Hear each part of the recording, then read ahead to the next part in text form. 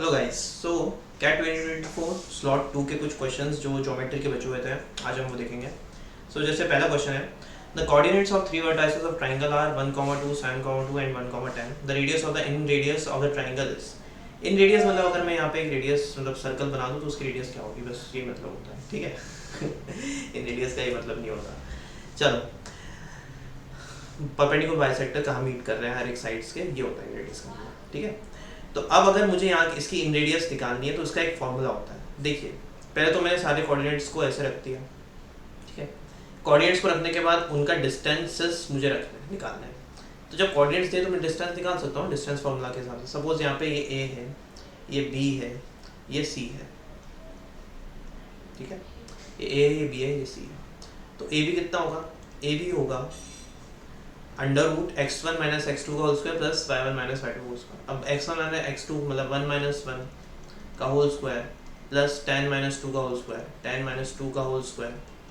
तो ये तो 0 ही हो जाएगा। कितना हो जाएगा यहाँ? 8। सिमिलरली ए बी अगर 8 होगा तो ये बी से भी 6 हो जाएगा, ठीक है। अब अगर आप पाइथागोरस थ्योरम लगाओगे तो 64 प्लस 36 तो ये हो जाएगा 10। इन रेडियस का फॉर्मूला होता है area of triangle equals to R into S. R होती है inradius into S. S होता है semiperimeter, sum of all sides of triangle divided by 2। Area of triangle क्या है? हाफ इंटू बेस है 6, height है 8, इन radius है are और सेमी पेरीमीटर यहाँ पर है कितनी? 8 प्लस 6 प्लस 10 डिवाइडेड बाय 2, ठीक है। आप इसको सॉल्व करिए। 2 3 ये हो गया 24, 14 टू 24 12, इन रेडियस आपके आ गई 2। बहुत ही सिंपल क्वेश्चन है, ओके। चलिए नेक्स्ट क्वेश्चन पे चलते हैं। Three circles of equal radii touch each other but not cross each other externally. Two other circles x and y are drawn such that both touch but not cross each other on of the previous circle. If radius of x is more than that of y, the ratio of the radii of x and y is c. इस question में क्या होगा?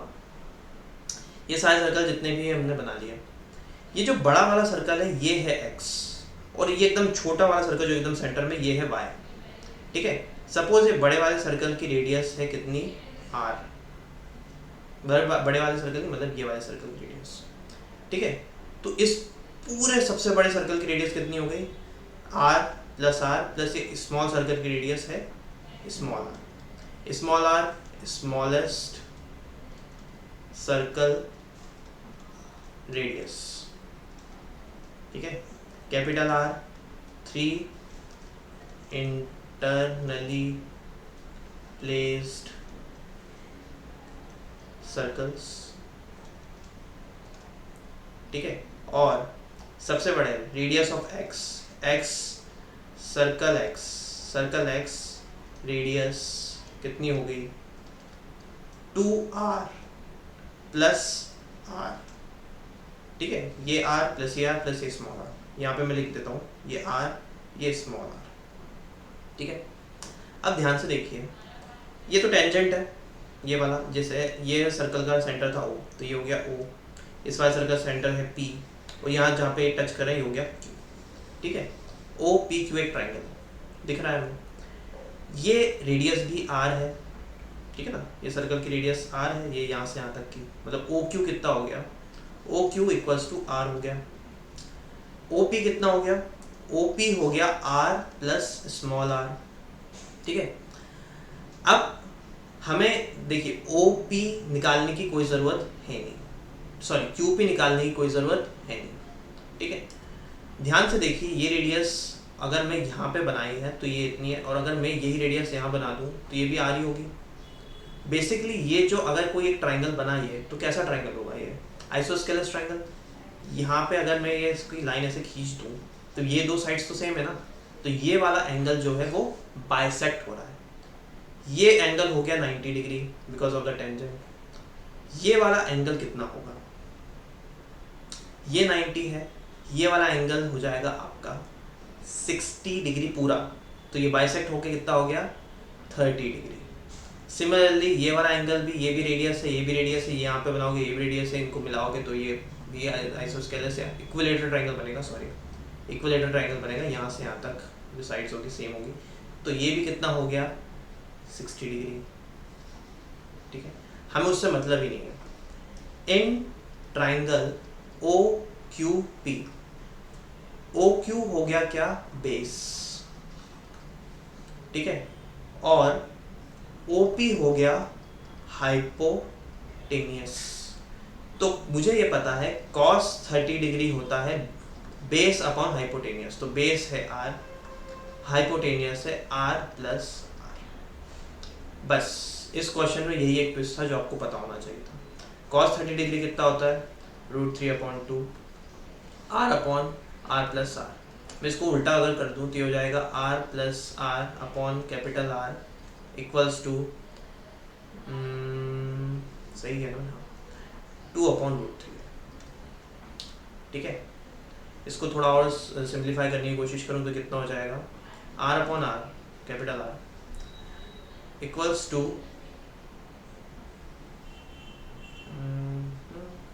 Upon capital R equals to 2 minus √3/√3। ठीक है, फिर इसको फिर से उल्टा कर लो, r upon r equals to √3/2 minus √3, क्योंकि मुझे इसकी और इसकी रेडियस निकालनी है, x की और y की रेडियस का रेशियो निकालना है। तो जो y की रेडियस है वो तो स्मॉल r है, तो मुझे स्मॉल r डिनोमिनेटर में चाहिए, मतलब मैं सिंप्लीफाई पहले ही कर दे रहा हूँ। तो यहाँ पे मैं इसको रैशनलाइज कर लेता हूँ, तो कितना हो जाएगा, r upon r equals to √3, 2 plus √3 divide by √3 minus 3, तो हो गया 1। ये हो गया 2√3 प्लस 3। इसको इस इक्वेशन में यहाँ रख दो। इक्वेशन क्या है, x अपॉन वाई रेडियाई, तो 2r plus r upon r, इसको हम लिख सकते हैं 2r upon r plus 1। r upon r की वैल्यू क्या है, ये है, इसको मैं रखूँगा तो ये हो जाएगा 2√3 प्लस 3 प्लस 1, ये हो गया 4√3 प्लस 7 अपॉन में 1 है, मतलब इस 2 1, तो कितना हो गया, आपका ऑप्शन हो गया ऑप्शन ए। ठीक है, ओके, सो नेक्स्ट क्वेश्चन पे चलता है। ABCD is a trapezium in which AB is parallel to CD. The sides AD and BC are extended, intersect at point E. If AB is equals to 2 cm, CD equals to 1 cm, and perimeter of ABCD is 6 cm, the parameter in centimeter of AEB is. थोड़ा सा construction problem हो गया, ये actual में सीधी line है, मतलब ये ऐसी कट मुड़ नहीं रही है, एकदम सीधी है। ये AEB एक ट्राइंगल है, ठीक है, सॉरी, AEB एक ट्राइंगल है, ठीक है। अब ये बोल रहा है कि AB उसने 2 दिया है, CD उसने 1 दिया। ABCD का पूरा पेरीमीटर, मतलब सम ऑफ ऑल साइड्स, ये ट्रेपेजियम के सम ऑफ ऑल साइड्स है 6 सेंटीमीटर, तो 2 और 1 तो हमारे पास हैं, बचे कितने साइड्स, 2 साइड्स, दोनों का सम कितना होना चाहिए, 3 होना चाहिए, तभी तो 6 आएगा। तो मैं कुछ नहीं कर रहा हूँ, मैं इसको भी 3/2 ले लेता हूँ, इसको भी 3/2 ले लेता हूँ, कोई दिक्कत नहीं। उसने ऐसा थोड़ी ना बोला एक अनइक्वल है, उसने ये भी नहीं बोला रेगुलर है, तो हम ले सकते हैं। हमें तो बस टोटल साइड्स पता करना, हमें तो बस ये पता चलना है AEB पूरे ट्राइंगल का पेरीमीटर कितना है, ठीक है। अब ध्यान से देखिए, triangle EDC is similar to triangle EAB, जो हमको निकालना है AEB ट्राइंगल, ठीक है। एंगल बेस, ठीक है, एंगल सिमिलरिटी से भी सेम है, ये एंगल भी सेम है, ये एंगल भी सेम है, पैरेलल साइड, जो भी आपको यूज़ करना है, साइड एंगल दोनों लग जाएंगे। एंगल से जैसे मैं सबसे ज़्यादा यूज़ करता हूँ, और एंगल से हर बार मुझे मोस्ट ऑफ द केसेस में आंसर सही मिलता है, मतलब एंगल से मोस्ट ऑफ केसेस में इजीली आंसर मिल जाते हैं, ठीक है। तो EDC और EAB दोनों सिमिलर ट्राइंगल्स हैं, तो क्या होगा, चलो अगर मैं इसको x ले लूँ, मतलब DE x है और ये C है, तो DE अपॉन AE, ये रेशो कितना दिया है, 1/2, साइड्स 1/2, ठीक है, सब साइड्स सारे साइड्स का सेम होगा रेशो। DE मैंने कितना लिया है, x, AE कितना लिया है, x प्लस 3/2, दिस इम्प्लाई 1/2। अगर मैं इसको सॉल्व करूँगा, 2x equals to x plus 3/2, this imply x equals to 3/2।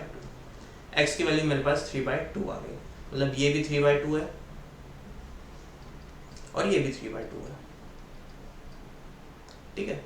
तो सम ऑफ ऑल साइड्स 3/2 3/2 3/2 3/2 प्लस 2, तो बेस है 2 और 4 3/2 है, 3/2 कितना हो गया आंसर, इसका आंसर हो गया 8, ऑप्शन है, ठीक है। ज्योमेट्री क्वेश्चन थोड़े इजी थे, मतलब थोड़े नहीं, बहुत इजी थे ये। अब function maps the set of natural number to whole number such that fxy is equals to fx and to fy plus fx plus fy for all x comma y and fp equals to 1 for every prime number p. The value of f 16,000 is. देखिए generally इस तरह के question जब आए ना तो ज़रूर attempt कीजिएगा.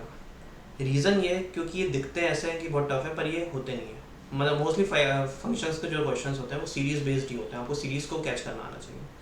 ध्यान से देखिए उसने बोला f ऑफ p 1 है तो f of p into F of p कितना है? f of p square. f of p square कितना है? f of p into F of p plus f of p plus f of p. कितना हो गया ये? 1 प्लस 1 प्लस 1 3. दूसरा क्या बोला है उसने? f ऑफ p इंटू चलो p स्क्वायर कर लेता हूँ. ये कितना हो गया? f of p cube. p जो है वो प्राइम नंबर है, ठीक है, ध्यान रखिएगा. f of p into F of p square plus f of p plus F of p square. p square कितना दिया हुआ? p स्क्वायर हमने अभी निकाला ना, कितना है? 3 है. तो मैं क्या लिख सकता हूँ? 1 इंटू 3 प्लस 1 प्लस 3. ये कितना हो गया? 7. ठीक है, चलो लास्ट एक और निकाल लेते हैं. f of p cube F of P cube into P कितना हो गया? एफ ऑफ पी की power 4. F of P into F of P cube plus F of P plus F of P cube. ये कितना हो गया? F of P हमने कितना निकाला है? एफ ऑफ पी तो 7 है. एफ ऑफ पी क्यूब कितना है? 7. 7 प्लस 1 प्लस 7 कितना हो गया? 15. क्या मुझे सीरीज दिख रही है? हाँ मुझे तो दिख रही है सीरीज क्योंकि मेरी प्रैक्टिस अच्छी है. ये क्या हो रही है? 2 की पावर 2 माइनस 1, 2 की पावर 3 माइनस 1, 2 की पावर 4 माइनस 1. क्या बन रहा है ये? 3 7 15. तो नेक्स्ट क्या होगा? 2 की पावर 5 माइनस 1 मतलब 32 माइनस 31. ये सीरीज है. उसने क्या बोला है? f of 1,60,000. ठीक है, 1,60,000. ओके देखिए प्राइम फैक्टर्स में अगर मैं 1,60,000 को लिखूं तो मेरे को दिख रहा है 4 जीरो है, मतलब 5 की पावर 4 होगी और 2 की पावर 5 से ज़्यादा होगी. कितनी ज़्यादा होगी? 2 की पावर 4 और 5 की पावर 4. ये तो सिर्फ जीरो बढ़ाने का काम करेंगे. तो 2 की पावर 4 इंटू 5 की पावर 4. 16 क्या होता है? 2 की पावर 4. तो 2 की पावर 4 इंटू 2 की पावर 4 ये हो गया 1,60,000. 4 जीरो है ना पीछे, तो 1,60,000 ऐसे बनाते हैं. तो 2 की पावर 8 बेसिकली f ऑफ 2 की पावर 8 इंटू 5 की पावर 4. ये उसने दिया हुआ है क्वेश्चन. ठीक है, अब आप इसमें डायरेक्टली लगा सकते हो. f ऑफ 2 की पावर 8 f ऑफ 5 की पावर 4 प्लस f ऑफ 2 की पावर 8 प्लस f ऑफ 5 की पावर 4. p की जगह पे कोई भी प्राइम नंबर हो, जो उसकी पावर होगी आप उसकी पावर पे 2 रखो, उसको 2 की पावर पे रखो और उसमें से 1 माइनस कर दो. प्राइम नंबर कोई भी हो, डजेंट मैटर. यहाँ पे p ले लेके करा ना हमने. यहाँ पे p की पावर 2 थी तो 2 की पावर 2 रखा, माइनस 1 करता. p की पावर अगर यहाँ पे p की पावर 6 होती तो 2 की पावर 5 माइनस 1 कर देते हम, है ना. कोई भी प्राइम नंबर हो, 7 की पावर 5 हो, 8 की पावर 2 की पावर 5 हो, 3 की पावर 5 हो, 8 की पावर 5 हो, 9 की पावर 5 हो, हमेशा आपको उस पावर को 2 की पावर में रखना है और 1 माइनस कर देना है. तो ये क्वेश्चन पता नहीं क्यों कौन लोग कह रहे थे इसके क्वेश्चन कर रहे. 2 की पावर 8 है मतलब 2 की पावर 8 माइनस 1 इंटू 5 की पावर 4 है मतलब 2 की पावर 4 माइनस 1 प्लस 2 की पावर 8 है 2 की पावर 8 माइनस 1 प्लस 5 की पावर 4 है 2 की पावर 4 माइनस 1. ठीक है, ये क्या हो जाएगा? 2 की पावर 8 होता है 256. 256 मतलब 255. 255 into 15 plus 15 plus 255 30. 15 to the 30 75. 15 5 ज़ा 75. 3825 3825 प्लस 4 4 2 4 20 2075 40 270 यहाँ पे प्लस है 40950. That is answer for this question. Calculation थोड़ी सी इम्प्रूव करनी पड़ेगी आप लोगों को, है तो कोई बात नहीं, अच्छी बात है. ठीक है, लास्ट क्वेश्चन. अभी तक सब क्वेश्चंस के बारे में मैंने बोला कि थोड़े टफ मतलब इजी हैं, सिंपल हैं. इस क्वेश्चन के बारे में मैं ऐसा नहीं बोलूँगा. देखो, दो रीज़न है. पहला रीज़न ये है कि ये क्वेश्चन कोई लोग पकड़ ही नहीं पाए. सबको लग रहा था कि 62 पॉसिबल वेज लिखा है इस क्वेश्चन में, मतलब परम्यूटेशन का होगा. कुछ लोग बोल रहे हैं कि क्वाड्रेटिक का है. क्वाड्रेटिक यूज होगी पर ये क्वाड्रेटिक का नहीं था, ये जनरल एप्टीट्यूड है. देखिए, P Q R and S R four towns, one travel between P and Q along 3 direct paths. तो मैं क्वेश्चन के साथ ही बना रहा हूँ. पी और क्यू के बीच में 3 डायरेक्ट पाथ्स हैं and X and Q and S along 4 direct paths. तो क्यू और एस के बीच में 4 डायरेक्ट पाथ हैं and between P and R along 4 direct paths. तो पी और आर के बीच में भी 4 डायरेक्ट पाथ्स हैं. ठीक है, 4 direct paths. There is 2 direct path between P और एस के बीच में कोई डायरेक्ट पाथ नहीं है. while there are few direct paths between Q and R. Q and R के बीच में कुछ डायरेक्ट पाथ्स हैं पर कितने हमें नहीं पता. And between R and S, और R और S के बीच में भी कुछ डायरेक्ट पाथ हैं तो हमें पता नहीं है. तो मैं लिख लेता हूँ इसको X और इसको ले लेता हूँ Y. ठीक है, between R and S. One can travel from P to S either via Q and R or via Q followed by R respectively in exactly 62 possible ways. एक कोई आदमी है जो P to S जा सकता है, पर P to S जाने के लिए वो या तो PQ से जाए, ठीक है, या क्या बोल रहा है PR से जाए, PQS PRS, या PQRS, मतलब Q followed by R then S. PRQS नहीं बोला है उसने, PRQS पॉसिबिलिटी नहीं है, PQR then S यही पॉसिबिलिटी है. तो हम लिख सकते हैं ना, PQS जाने के क्या है, 3 रास्ते हैं और उसके 4 रास्ते, टोटल 12 वेज. ठीक है, PRS जाने के, PRS जाने के 4 into Y, 4Y वेज. ठीक है, और PQRS जाने के 3 into X into Y, 3XY ways. इन सब का सम उसने दिया है 62. मतलब इसको ठीक है ऐसे कर देता हूँ. इसने बोला है 12 plus 4y plus 3xy equals to 62. मतलब 3xy plus 4y equals to 50. y 3x plus 4 equals to 50. ये हमारी इक्वेशन बना गई. 3x plus 4 into Y equals to 50. ये हमारी इक्वेशन है. दूसरे केस में क्या बोला है, one can travel from Q to R. दूसरे केस में क्या हो रहा है, Q टू R, Q से R जाना है. Q टू R जाने के लिए एक तो पहला रास्ता है QR, ठीक है, via QR, either directly via QR. तो QR जाने के लिए क्या होगा, X. ठीक है, डायरेक्टली वाया P. अच्छा, वाया P बोला है तो QPR. अच्छा, एक तो नहीं, one can travel from Q to R either directly, ठीक है, और वाया P मतलब QPR.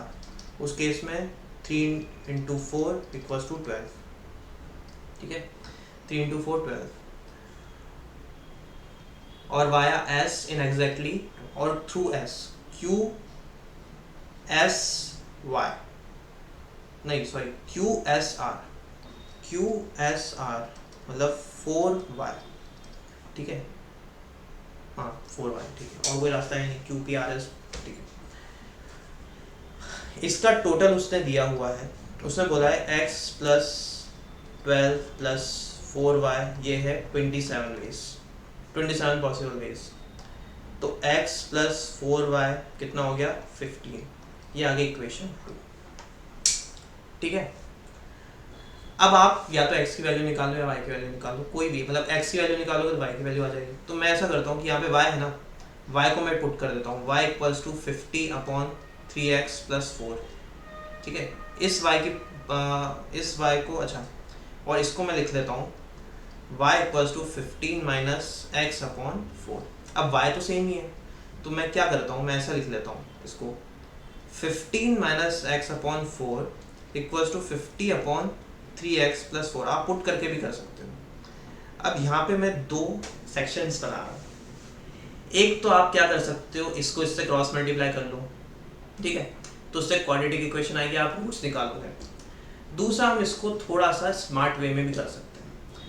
ध्यान से देखिए, x की वैल्यू जो है वो 15 से ज़्यादा नहीं होनी चाहिए, क्योंकि नेगेटिव रास्ते तो होंगे नहीं ना, 15 से कम ही होनी चाहिए। दूसरी x की वैल्यू इंटीजर होनी चाहिए, मतलब 4 से जो ये यहाँ पे जो भी वैल्यू रखोगे आप x की, वो 5 से 15 से मतलब सब्सट्रैक्ट होगा 15 उसमें से, और वो 4 से डिवाइड भी हो जाना चाहिए। अगर मैं सपोज 14 रखता हूँ तो 1/4 इंटीजर है, नहीं। 13 रखता हूँ 2/4 नहीं। 12 रखता हूँ 3/4 नहीं। 11 रखता हूँ 4/4 11। x की वैल्यू अगर मैंने 11 रखी तो RHS में देखिए नीचे क्या हो जाएगा 50 अपॉन 37 नहीं। 10 रखता हूँ तो 5/4 इंटीजर नहीं है। 9 रखता हूँ तो 6/4 ये भी नहीं है। 8 रखता हूँ तो 7/4 ये भी नहीं है। 7 रखो तो डायरेक्ट x की वैल्यू 7 रखो तो 15 minus 7/4 equals to 50 upon 3 into 7 plus 4। क्या हो गया ये आपका आंसर आ गया, ठीक है। 15 माइनस 7, x अगर मैंने क्या रखा है 7 रखा है, तो x अगर मैंने 7 रखा है तो ये क्या हो गया 2, ये भी हो गया 2, मतलब y हो जाएगा 2 और x हो जाएगा 7। This is how we solve this question, okay.